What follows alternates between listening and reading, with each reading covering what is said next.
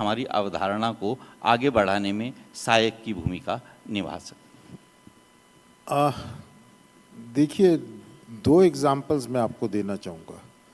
एक हमारे यहाँ पूजा सामग्री और दूसरा सोवेनियर इंडस्ट्री। अगर हम विदेश में किसी भी देश में जाते हैं तो एज टूरिस्ट जब भी हम जाते हैं तो हमें वहाँ से एज मेमोरीज लाने के लिए बहुत सारे सोवेनियर्स मिलते हैं।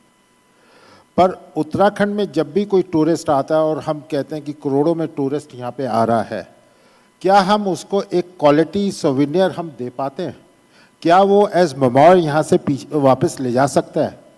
तो अभी आपने गांव की भी बात करी थी, तो हमें गांव-गांव में सोवेनियर इंडस्ट्री को विकसित करना चाहिए ताकि इस तरह के सोवेनियर प्रोडक्ट्स, चार धाम हमारे हैं, मंदिर के रेप्लिकाज हम बना सकते हैं, गंगा के रेप्लिकाज हम बना सकते हैं, माउंटेन्स के रेप्लिकाज हम बना सकते हैं, पहाड़ों से ग्रीन बायोडाइवर्सिटी से जुड़े हुए हजारों तरह के हम डिज़ाइंड रेप्लिकाज एज सोवेनियर्स हम बना सकते हैं, जो कि यहाँ का टूरिस्ट अपने साथ लेके जाए और यहाँ की आर्थिकी को मजबूत करे।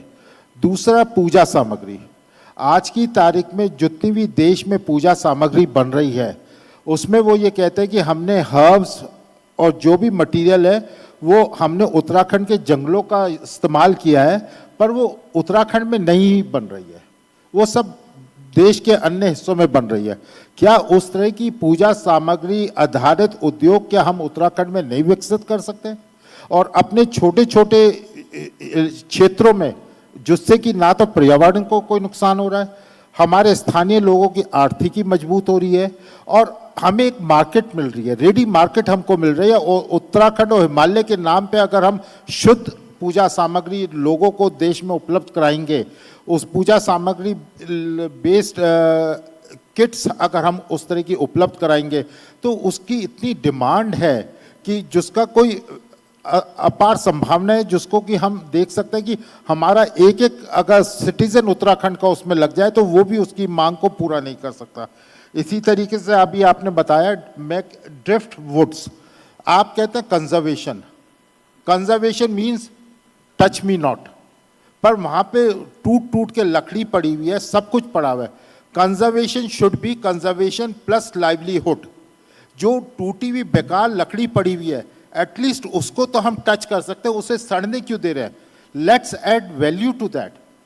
मैं ये नहीं कह रहा कि आप एनवायरनमेंट को, इकोलॉजी को, किसी चीज़ को डिस्टर्ब करें या आप जानबूझ के कोई लकड़ी तोड़ें, पर जो टूट के गिर गई है उसको हम एक शेप दे के एक अच्छे आर्ट फेस के रूप में डेवलप कर सकते हैं, क्रिएट कर सकते हैं और वैल्यू ऐड कर सकते हैं। एंड लेट जो हमारी वन पंचायत हैं उनको वो जिम्मेदारी दे, उनको उस तरह के उद्योग बनाने के लिए हम प्रेरित करें और उस पर हम अपनी आर्थिकी को जो है वो करें। इसी तरह से लो इम्पैक्ट फूड प्रोसेसिंग्स हैं, नेचुरल फाइबर्स हैं, वुल्स हैं, बैम्बू है, हैंडीक्राफ्ट्स हैं, अनेकों अपार हमारे यहाँ है। नदियों में हमारे हर साल जो है बह के जो है सिल्ट आ रहा है, उसको हम निकालने क्यों नहीं?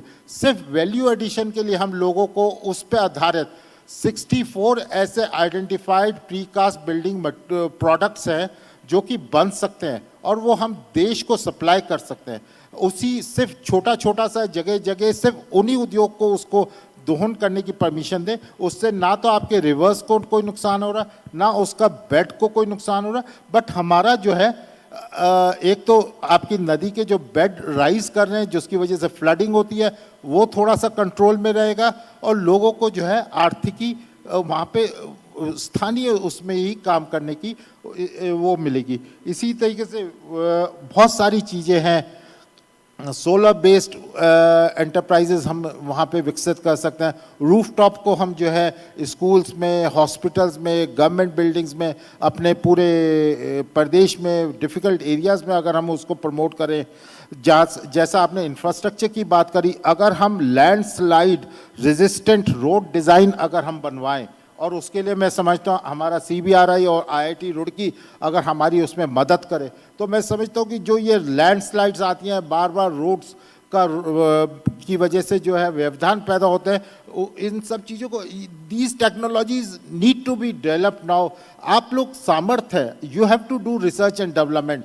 जब अंग्रेज आए उन्होंने भी तो एक तरह का मसूरी की सड़क बनाई, मोहन की सड़कें बनाई, कितनी खूबसूरत सड़कें उस जमाने में बनाई। आज तो हमारी टेक्नोलॉजी कितनी एडवांस कर चुकी है, तो हम इस तरह की वो देखें, हिल स्पेसिफिक बायलॉज हम लेके आए, ना कि प्लेन के जो बायलॉज हैं उसको हम हिल पे थोपना चाहें। अगर इस तरह के कुछ मॉडल्स को हम रेप्लिकेट करके आगे ले जाएं तो मैं समझता हूँ कि हमारा पहाड़ जो है पीछे नहीं रह सकता। टेक्नोलॉजी एडवांसमेंट की बात हो रही है डॉक्टर साहब। ये टेक्नोलॉजी एडवांसमेंट को अगर हम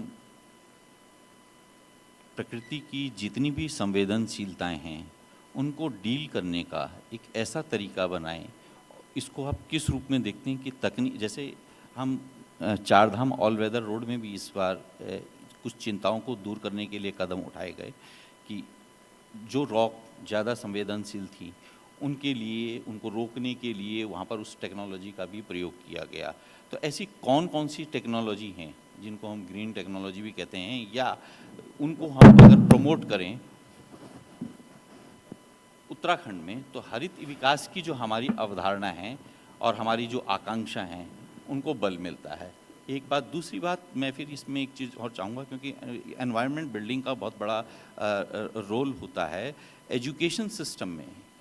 आप किस रूप में देखते हैं कि इन चीज़ों को, अगर हम ये कहें कि हमें एक हरित विकास को लेकर के और उसके जो पर्यावरणीय जो पहलू हैं उनको समावेशित करते हुए किस तरीके से हम शिक्षा में भी और प्रौद्योगिकी में भी किस तरह से हम अपने भूमिका निभा सकते हैं या हमें कदम उठाने चाहिए, इस पर आप।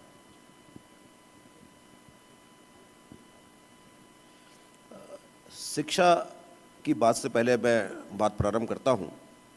चूँकि हमारे पास जब तक बच्चा आता है तब तक वो काफ़ी पक चुका होता है हायर एजुकेशन